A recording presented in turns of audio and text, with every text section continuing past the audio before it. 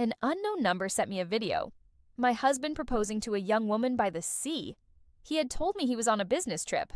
I calmly typed one word. An hour later, I had 77 missed calls from him.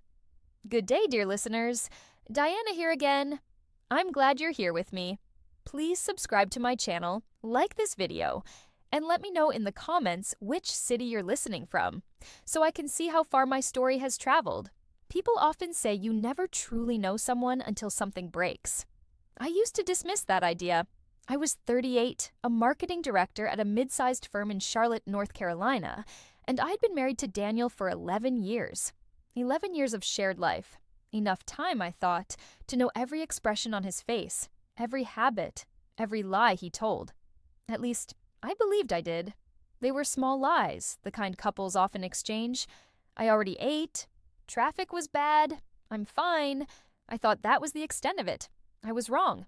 We lived in a colonial house on Meadowbrook Drive, the kind of home you spend your 30s working toward and your 40s trying to give meaning to.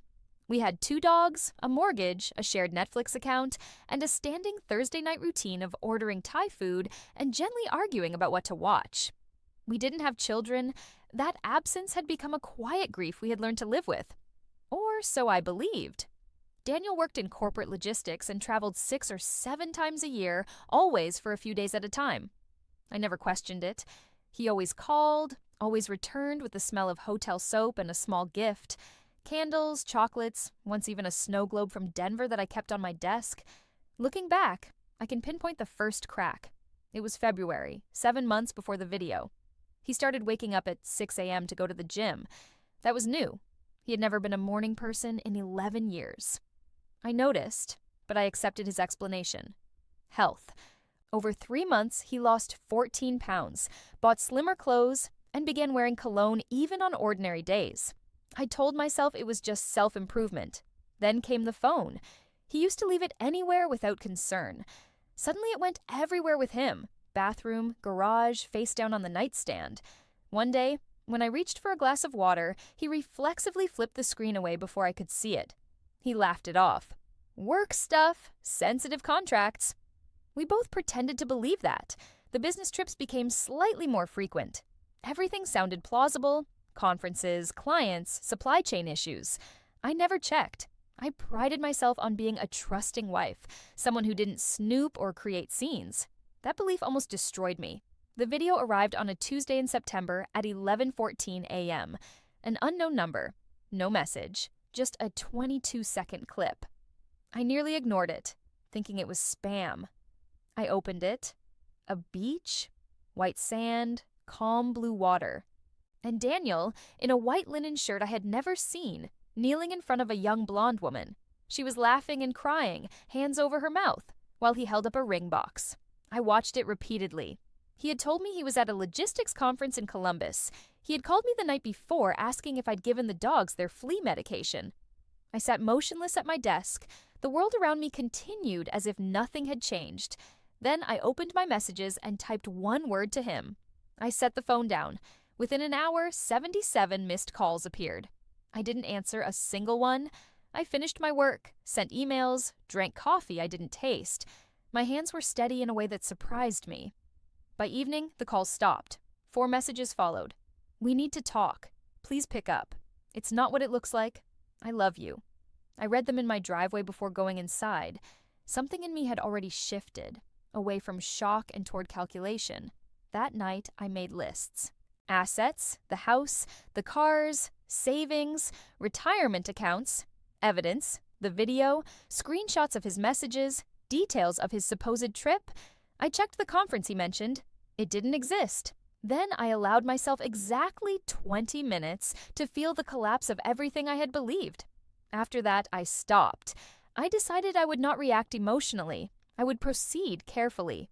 First, I would consult a lawyer. Second, I would document everything.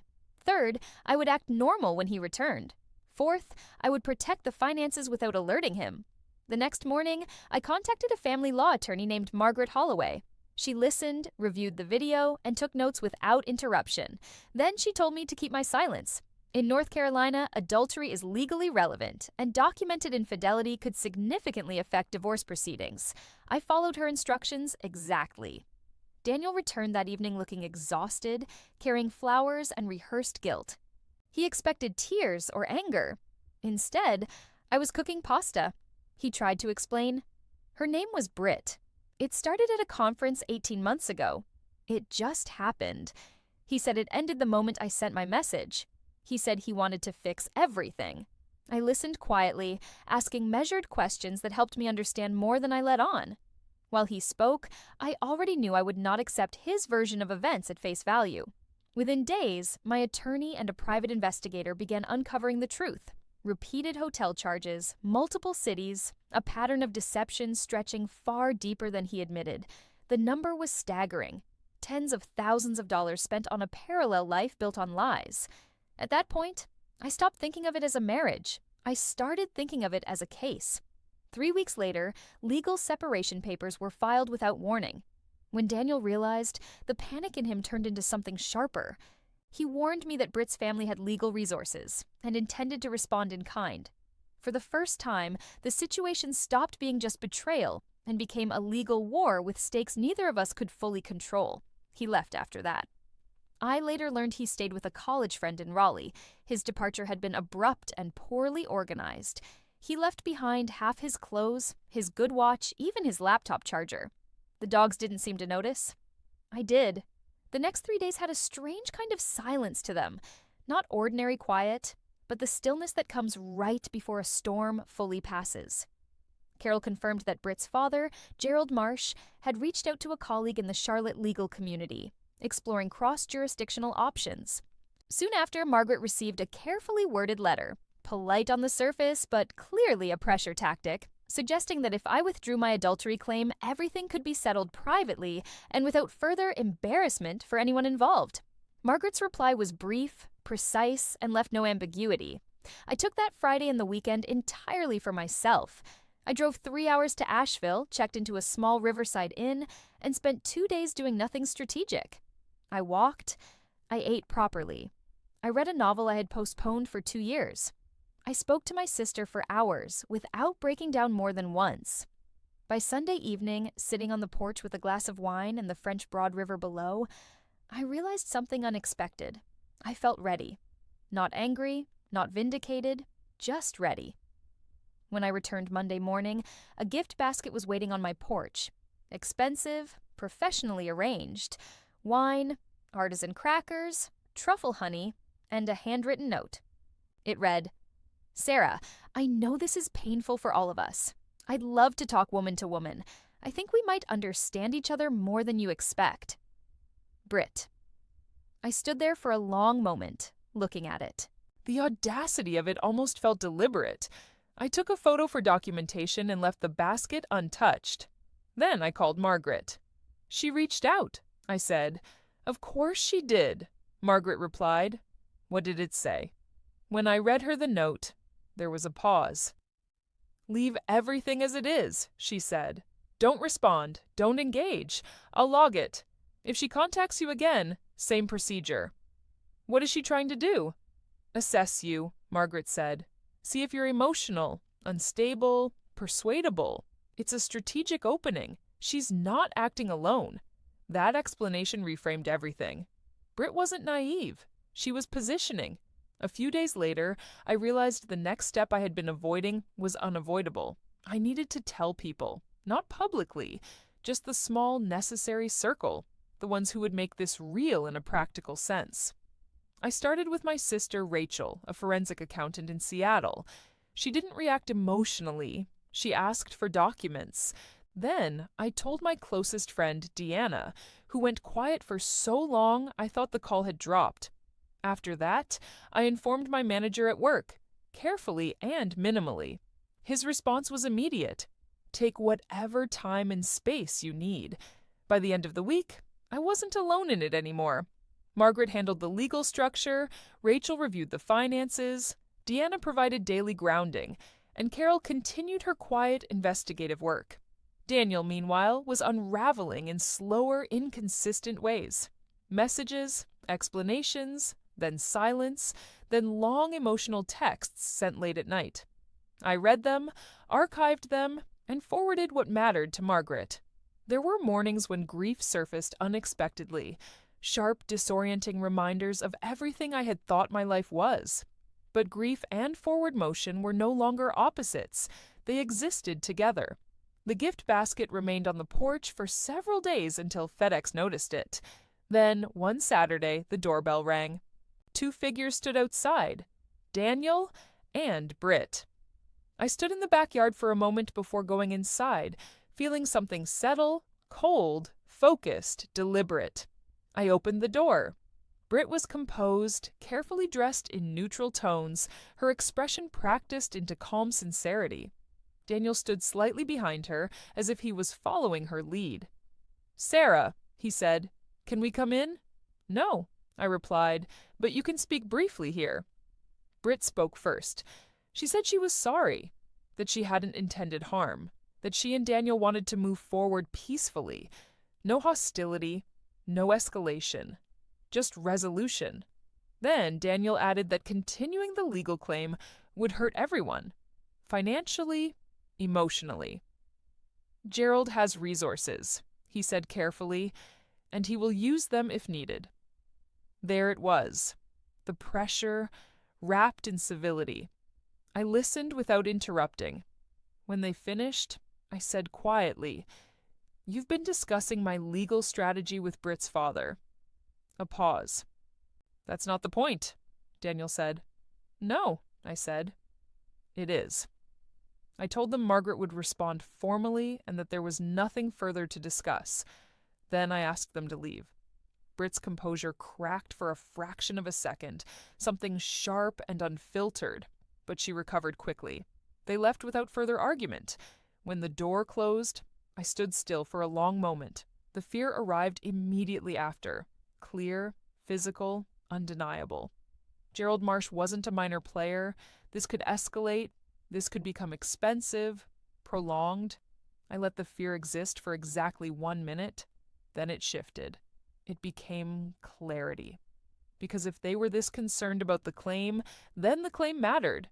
And if it mattered, it meant I wasn't wrong to continue. I called Margaret the next morning and told her to proceed with everything. Months later, in a neutral conference room downtown, the deposition took place. Daniel was there. So was his attorney, Fowler. He looked different, less composed, less certain, like someone holding together a version of himself that was already failing. Margaret led the questioning with precision. Every answer Daniel gave matched what we already had documented, or contradicted it. Hotel charges, confirmed. Travel locations, confirmed. The non-existent conference in Columbus, acknowledged as false. Then came the phone records. Months of location data mapping his movements, city by city, trip by trip, aligning perfectly with financial records. The structure of his double life was no longer theory. It was evidence. None of the 7 destinations matched what he had told me. Fowler's objections became increasingly frequent, and Daniel's responses grew shorter with each exchange. The confident man who had once stood on my porch using the word realistic had been replaced by someone clearly calculating in real time how badly he had underestimated the preparation on the other side of the table. But the real moment, the one I had been waiting for, the one Margaret had carefully engineered with the patience of someone thinking many moves ahead, came in the final hour. Gerald Marsh, Britt's father, had submitted a supporting declaration claiming that his daughter had been misled by Daniel. According to it, Daniel had represented himself as separated and imminently divorcing, with his wife fully aware and tacitly consenting. The goal was clear: shift responsibility away from Britt and place it onto Daniel. Margaret had anticipated this. She introduced a single exhibit. It was a text exchange between Daniel and Britt from 4 months into the affair. In it, Britt asked, "Does she actually know about us?" Daniel replied, "She suspects, but she's not going to do anything. You know how she is." Britt then wrote, "Good. I just need to know we're protected." The room went silent. Britt had not been deceived. She had asked directly, received a clear answer, and used it to assess her own risk and protection. The declaration her father had submitted, signed, and professionally presented was now directly contradicted by his own daughter's messages. Fowler requested a recess. During the break, I sat with Margaret in the hallway while she made notes with calm efficiency. "That was the declaration," I said. "That was the declaration," she confirmed. "He didn't know about those texts?" "No," she said. "Their side didn't review the full thread. They built their narrative from selected portions. We reviewed everything." She looked at me. "Are you all right?" I considered the question honestly. The hallway lights, the muted voices behind the door, Daniel's expression when the exhibit went up, the structure of his certainty collapsing in real time. "Yes," I said. "I'm all right." When we returned, Daniel finally met my eyes. I held his gaze briefly, no anger, no triumph, just stillness, then looked back down at my notes as proceedings resumed. The case settled 5 weeks later. It was not the settlement Daniel and Gerald Marsh had come to my porch expecting. Not private mediation on their terms, not an equitable split defined by them, and not a quiet arrangement designed to limit exposure for the people responsible for the situation. It was the outcome of a case that had been built carefully, piece by piece, over months. North Carolina's at-fault divorce framework, combined with documented adultery and Rachel's independent financial analysis of $62,000 in marital expenditures tied to the affair, produced a result Fowler had already begun advising Daniel to accept before trial. According to Margaret, Fowler told him plainly the record would not help them in court. Reluctantly, and too late to reshape the structure of the case, Daniel agreed to settle. I received the house, offset through his share of the investment portfolio, along with additional adjustment for documented marital waste. Rachel's analysis, submitted as part of the financial affidavit, meticulously traced each expense across hotel records, flights, and credit card statements. The $62,000 figure stood fully accounted for. My retirement accounts remained intact. Daniel's pension was divided, with my portion reflecting the length of the marriage. The joint savings were split with adjustments. His BMW remained his liability. My Honda remained mine. Legal costs were partially assigned to him under the court's discretion, given the documented conduct. Even that detail carried weight Fowler could not ignore. Gerald Marsh's declaration remained on record, but after being directly contradicted, it lost its intended force entirely. Britt's own message, "I just need to know we're protected," now sat in the file alongside it, creating a permanent contradiction between narrative and evidence. I felt no particular emotion about that. I had not sought it. I had not needed it. It simply reflected what had already been proven. Daniel called me once 3 months later. I don't know what he intended to say. He began with my name, carefully, as though he had rehearsed an opening and had nothing solid beyond it. I stopped him gently. "I wish you well, Daniel," I said. "Please don't call again." And I meant both parts. He didn't call again. Margaret sent a small bottle of champagne with a note. "Well done." Carol sent a short, professional email. 3 sentences, precise and restrained. Rachel flew in from Seattle, and we hiked part of the Appalachian Trail in late autumn, talking more about life than anything that had happened in court. When the house transfer finalized and his name was removed from the deed, I sat in the kitchen, fully mine now, with the dogs at my feet and a cold cup of coffee beside me. I thought about the woman who had opened a 22-second video at her desk and gone completely still. She had been shocked, yes, and alone in that moment. But she had also acted. She had typed one word, and she had not stepped back from what followed. What came after was not clean or simple, but it was deliberate. The first year after the settlement was the quietest I had known in my adult life. Not empty quiet, but settled quiet. I repainted the living room terracotta, a color Daniel had always dismissed in favor of safe neutrals. I did it myself, imperfectly at first, then better. When I finished, I stood in the light and felt something close to satisfaction. I started a garden, tomatoes, basil, peppers. Some thrived, some didn't. I gave away more than I kept.